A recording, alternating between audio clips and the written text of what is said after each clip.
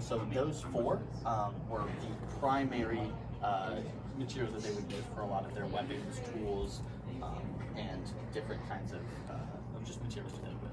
So I remember wood, stone, shell, and bones. Can you guys say that?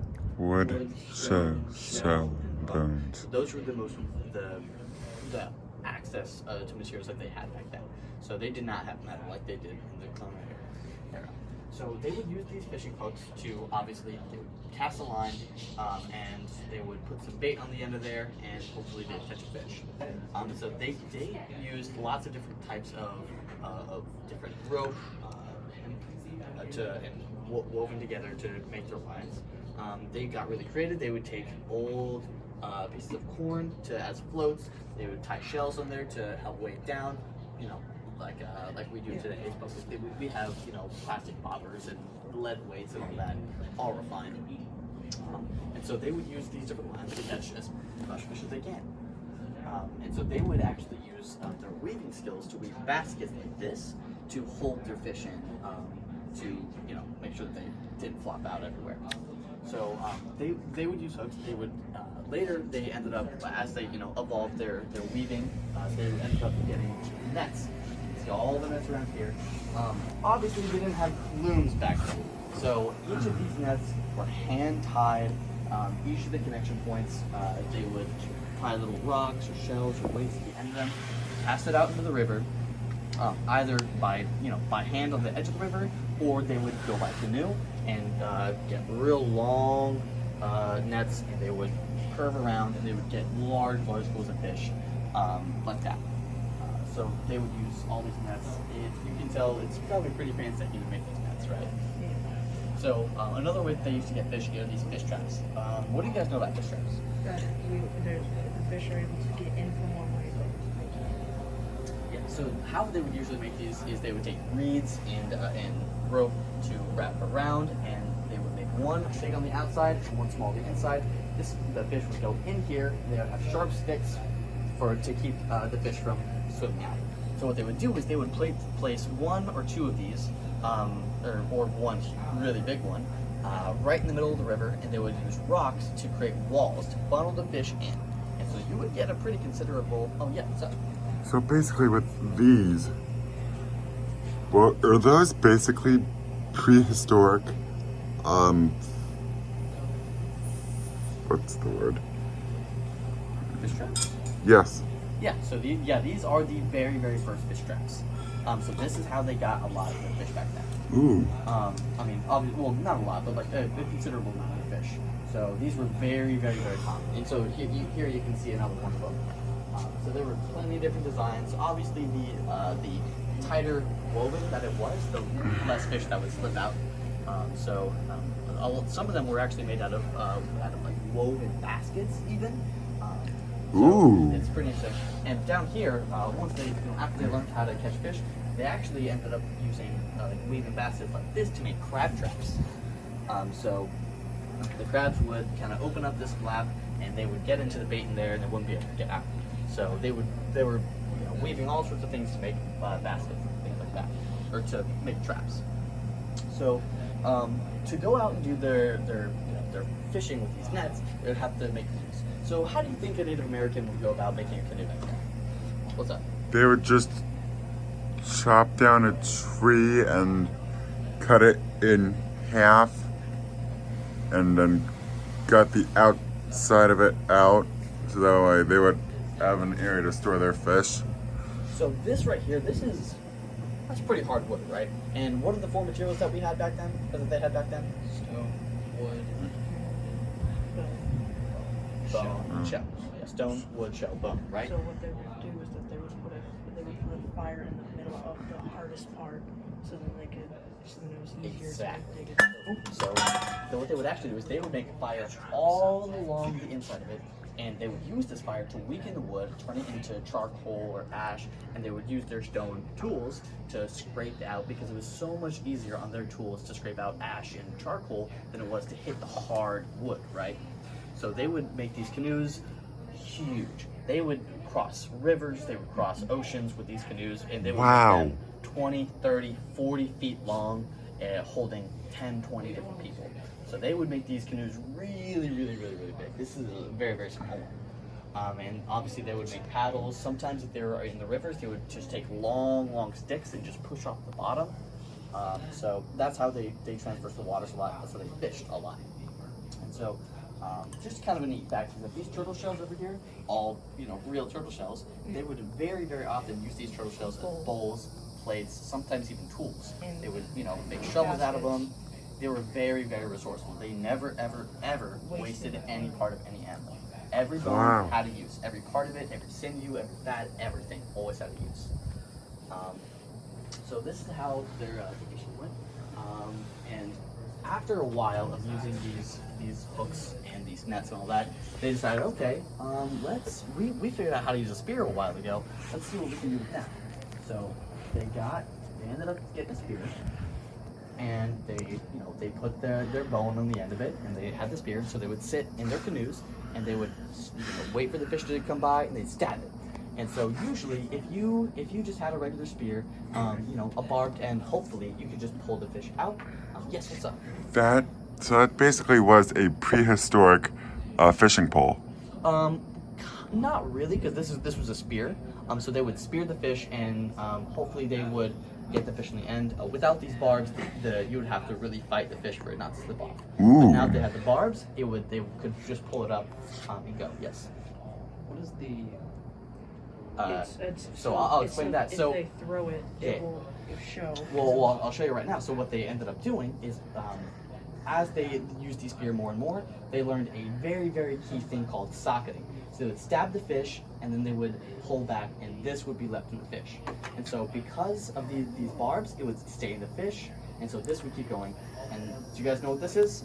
It's a float. Well, there's a name for it. It's a plant. Oh, It's a wow. fruit. This is a gourd. So gourds were very, very widely used. They were the bread and butter of containers for Native Americans. So, and you can see over here, gourds were used for everything like storing food, trail food like nuts and jerky, or Medicines. They would put water in there. They would put different mixtures of, pretty much anything you could put in a gourd, they put in a gourd. So what they would do is they would dry out these gourds, and they would cover it in beeswax, because if you just have a regular plant, a regular gourd, it's gonna rot, right? So I'm going to go ahead and put this away. Before something happens. Yeah. So if they would get gourds, they would plant gourds everywhere, and they would dry them out.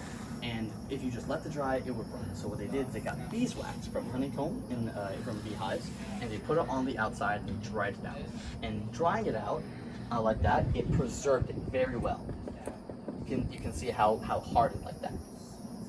So they would tie it to the end of their fish hooks, and they would just follow the fish, let it get tired out, and it would eventually they just pull up, and the fish is way too tired to fight anymore, way too injured, and boom, that's dinner. So that's one of the ways that they would catch their fish. So let's go ahead and move along down here, and then we'll talk about more of the culture side of Native Americans. So you can grab a seat over here if you want. So Native American villages, they had a lot of kids, obviously. They're trying to pass on their culture. So these kids, they had to have tools, they had to learn skills to become adults. You can pull up any chairs if you want, and move chairs over. So what they would do for these children, they would give them small things to do about skills, right? So for the boys, what they would end up doing is they would make marbles out of clay. They would carve different swords or spears. Very often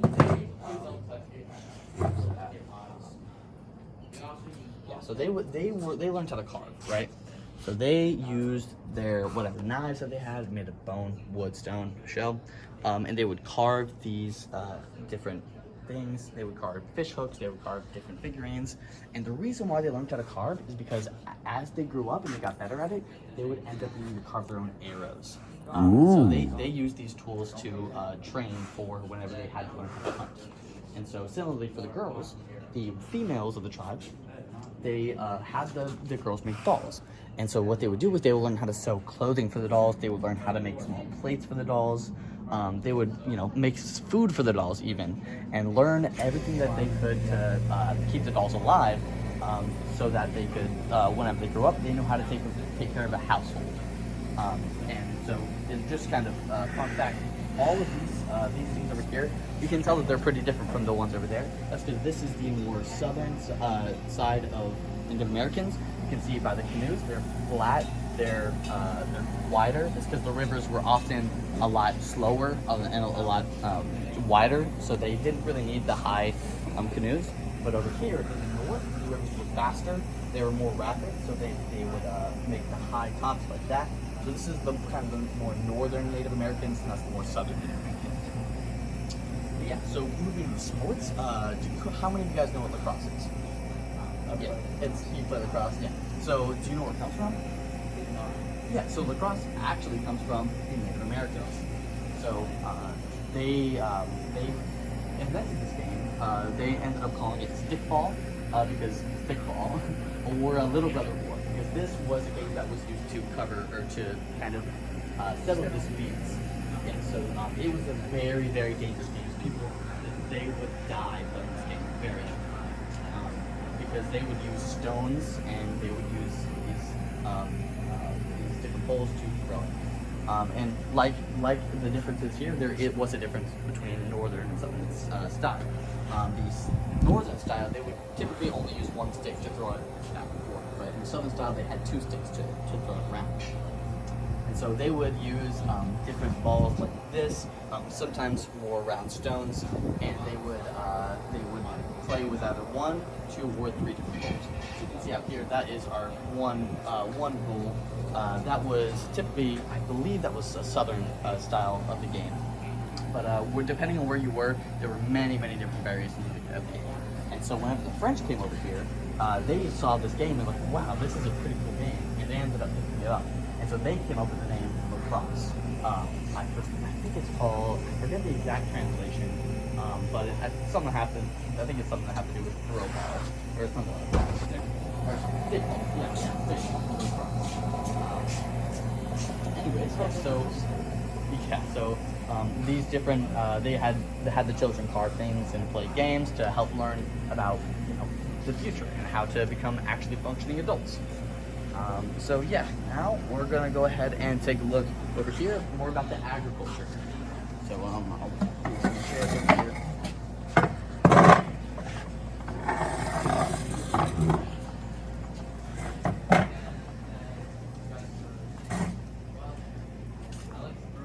All right, so we're gonna go over here. Oh. So how many of you guys know about the Three Sisters?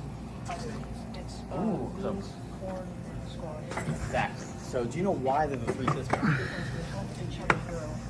How do they help each other grow? The squash keeps the soil, the big leaves keeps the soil wet. The squash. Yeah. So the three. Well, so there's actually a lot of ways that these three help each other. So not only did they help with how they grew, but they also helped with the nutrients.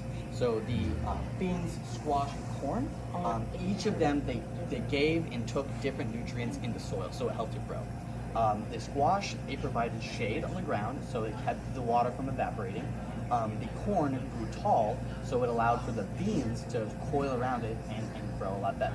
So these work very, very well together, and it is primarily what the Native Americans ate. So they, obviously they hunted a lot, so they incorporated that with it. But kind of a lesser known fact is that where do you think the cocoa bean comes from?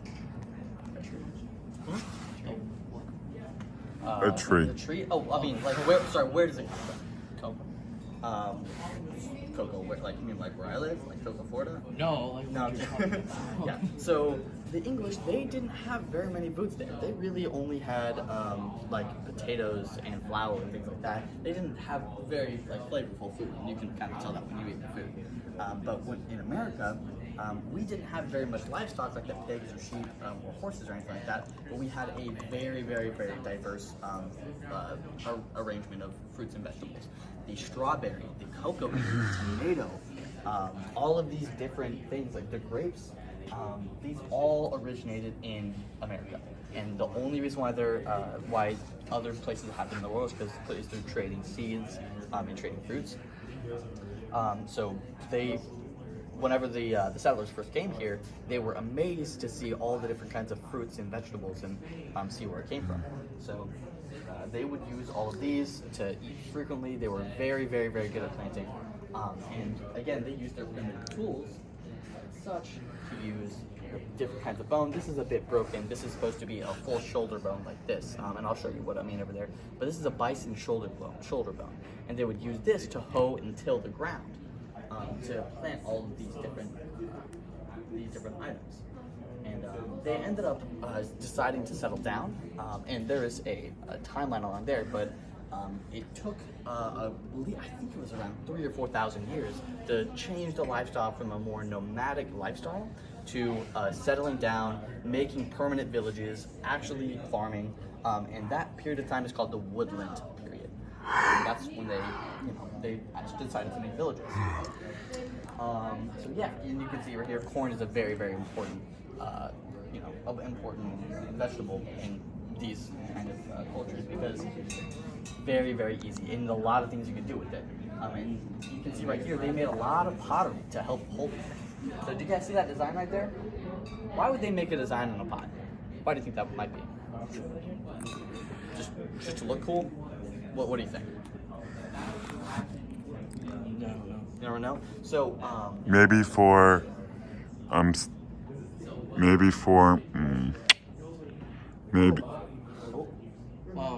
Maybe to preserve family heritage. yes. So they Family heritage. Had, well, what it was is they used the different markings to let people know who it belonged to, who carved it, or who made the pottery. And let me go ahead and grab this over.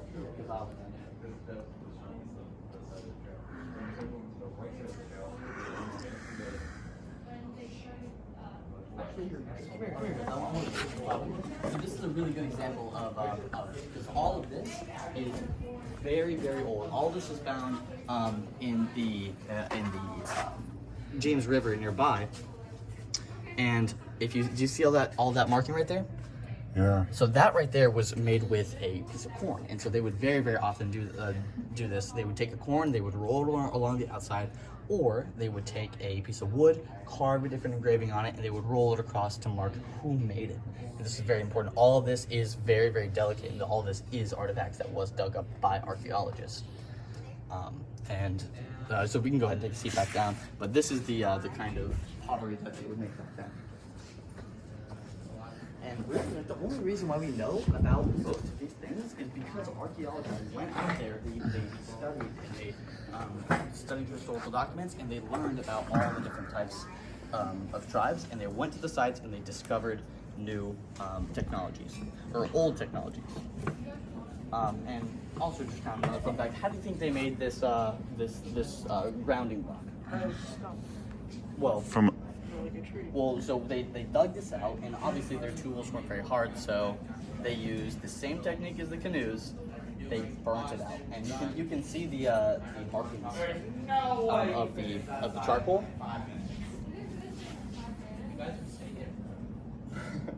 Anyways, yeah, we'll watch out the snake. And most of these animals in here are actually they were live animals. So that gator is real?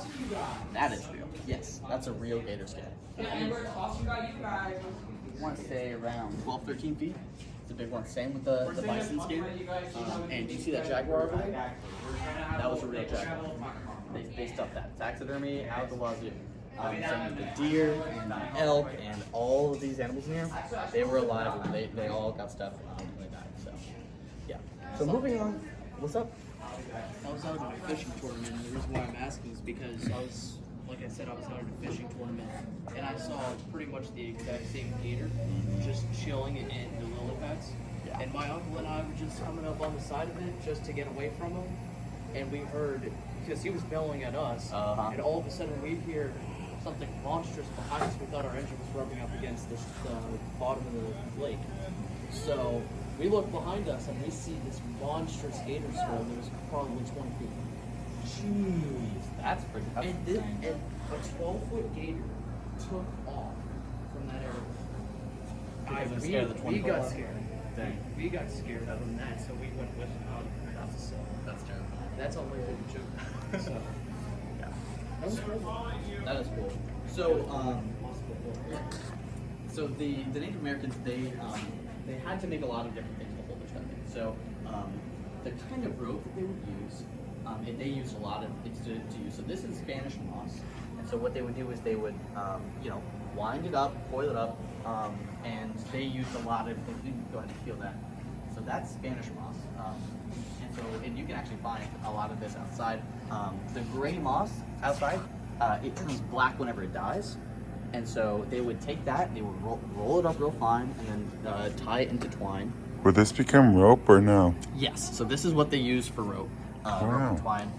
Obviously, they would use different kinds. They wouldn't always use this because the most common form of twine was yucca. So the yucca plant made very, very, very, very strong rope and twine, and so that's what they made most of their pine out of. If they didn't make it out of tendon, which we'll talk a little bit more about later. But yeah, so they would use all of these different types of reeds to tie things, and then they got into basketry. So this basketry, they worked a lot of hours, a lot of years perfecting their basketry. So they would weave and did all sorts of patterns, different patterns to obviously let them know who made it. That's a very common theme. And so they would have the small children or the small girls make little earrings of different kinds to practice their weaving skills for whenever they're older adults. But as they kind of refine, I'm sorry, I almost missed it. So there are actually two kinds of weaving or making baskets. There is the obviously weaving portion, and then there is the coil portion, where you wrap everything up, wrap it around, and coil it. So they would make coils like this, and make coils like this. So they would use these for different baskets. So that'd be for like something small. Yeah, well. Well, else that'd be for something big. Yeah, or it could be for something big, because again, this is also a coiled basket. Wow. Yeah, but they practiced the weaving a lot, and if you could actually weave well enough, you can get the double weave. You can see, just take a look at that. This is a very, very, very finely woven basket, and if you, no, it's not.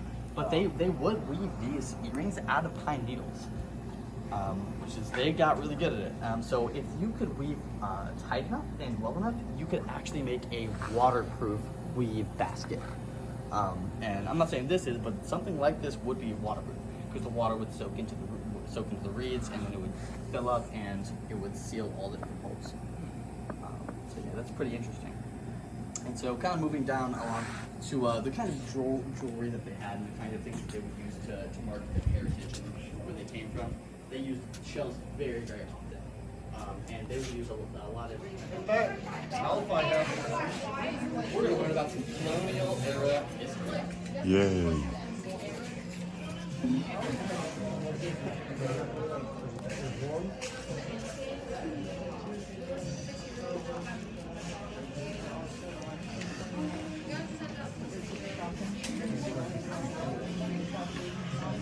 Thank you.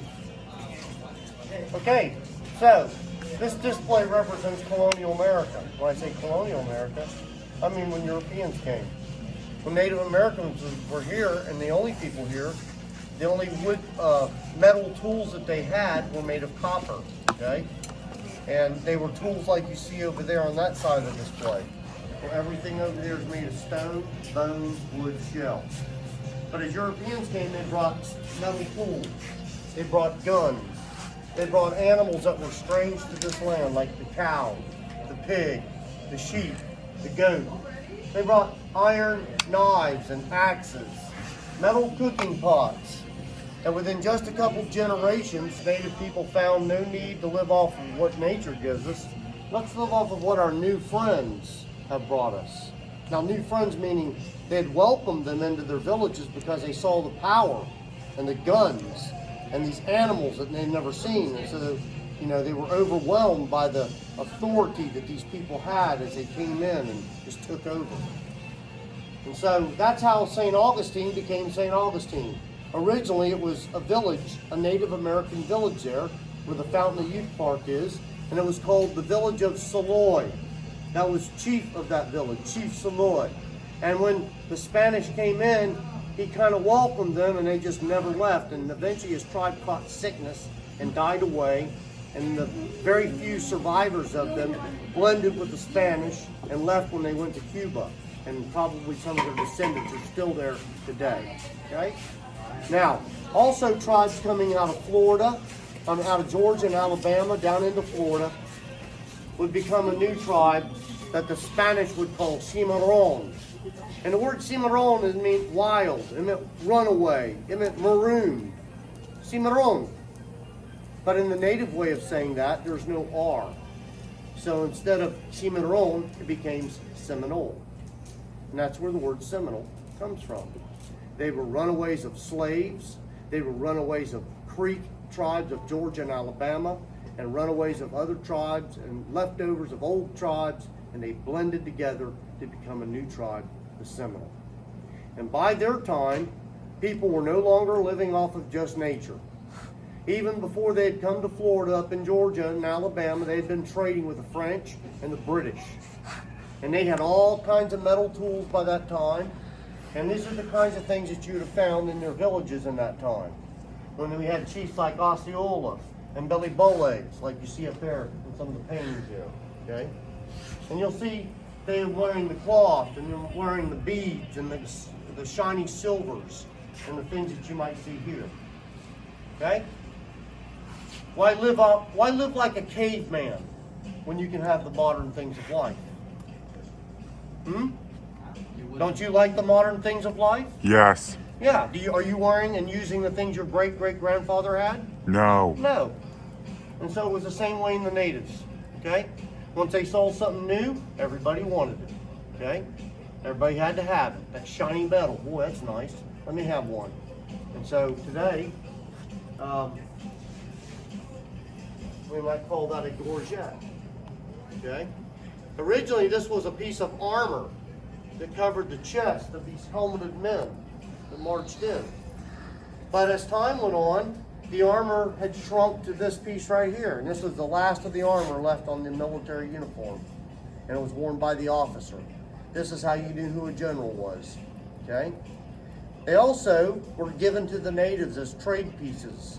And when the natives saw the soldiers wearing them, they wanted to wear them too. They liked to wear a soldier coat every now and then if you could get one. And so they started wearing them. If you look in the paintings and such of the Creeks and the Seminoles, look at Osceola, look at Chief Micanopy up there. He's got a peace medal on. See there? There's Billy Bowlegs. He's got 3 gorgets stacked up and a couple peace medals there. And so that's what that is. Okay? That's a gorget. Everything here was for something. And it was all foreign at first, foreign to us. Okay? But then we learned how to use these things and have these things. And today native people are just like everybody else, and they have modern things just like everybody else. The culture did not die with Christopher Columbus.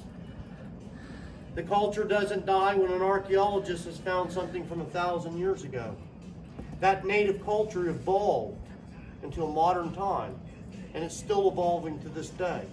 And tomorrow night when you come to the powwow, you'll see that next evolution going on in the modern native world right now, okay? You'll see real native children out there dancing, okay? Anyways, you have any questions about this stuff? These are flintlocks, different ones, rifles, muskets. Some are rifled, some are musket. What's the difference, do you know? Rifling. One has a coil, makes the ball do what? Spin. A musket, what's that? A musket have